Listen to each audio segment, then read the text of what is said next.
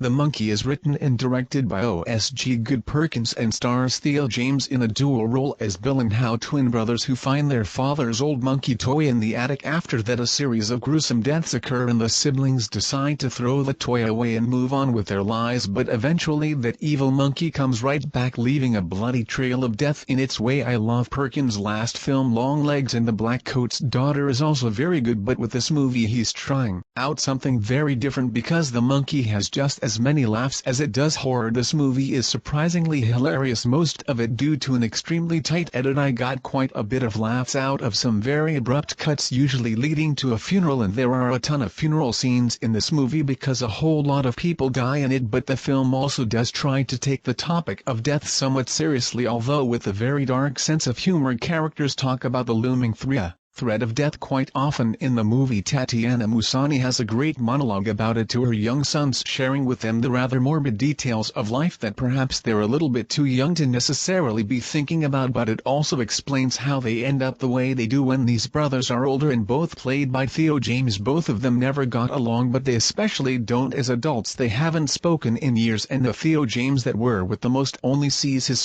son but once a year. His son has no idea why. Of course we know that he doesn't want the threat of the monkey to be passed on to his son just like his father gave it to him. This is where I think Osgood Perkins is a very interesting director for this material, because the movie does explore the notion of horror being passed down from father to son, and of course Osgood Perkins' father is Anthony Perkins, one of the most famous figures in film but especially in horror. And what's great about it is that even though that is a serious subject matter in the film and every actor is supposed to play it completely straight, a big challenge I imagine for someone like Theo James in the middle of some rather wild kill scenes. Even with the fact that the movie is taking these topics seriously, Perkins also has an absolute blast when it comes to poking fun amidst the dark seedy underbelly of his film. That's a really long-winded way to say the film doesn't feel like it's taking itself too seriously, which is great for this material. It's a toy monkey that bangs a drum and then people die. It has to have a little bit of humor about itself, but clearly Perkins, his actors and his crew gave all the care to this material they possibly could because it's presented wonderfully. The kill scenes in this movie are magnificent. There are a lot of them and they are extremely bloody. I loved what is essentially a modern day splatter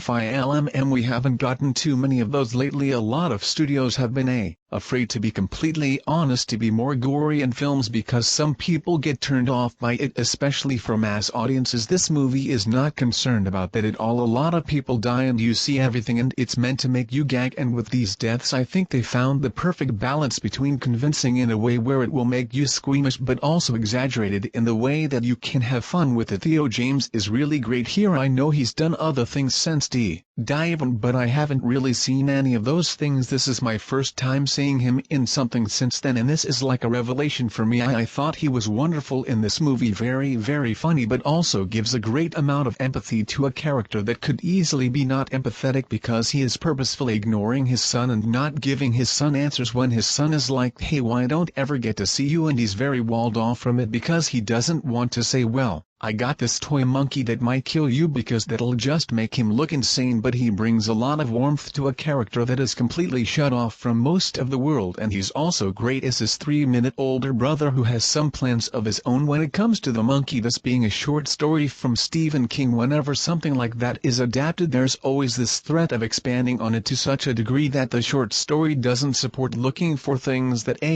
aren't there, looking for ways to make it bigger than it needs to be. This film at about 97 minutes with credits is the perfect runtime for a movie that basically is a slightly more art-housey leaning Final Destination, and we're getting another Final Destination film this year, so as a fan of that franchise I am very happy. I had concerns about this going in because as much as I like Longlegs, a story about an evil doll or a toy that is causing chaos and murder is fairly overdone at this point. There's so many of them and they've been around for a very long time, and I'm sure we'll still get more, but this one sets itself apart by understanding how silly it is and just being completely goofy and really embracing that. And like I said, the kills really do deliver. So I was going to say, if you've seen the film, let me know you think about it, but if you enjoyed it, what you think of it, and when you eventually do, I'll be curious to hear your thoughts. Guys, thank you so much as always for watching.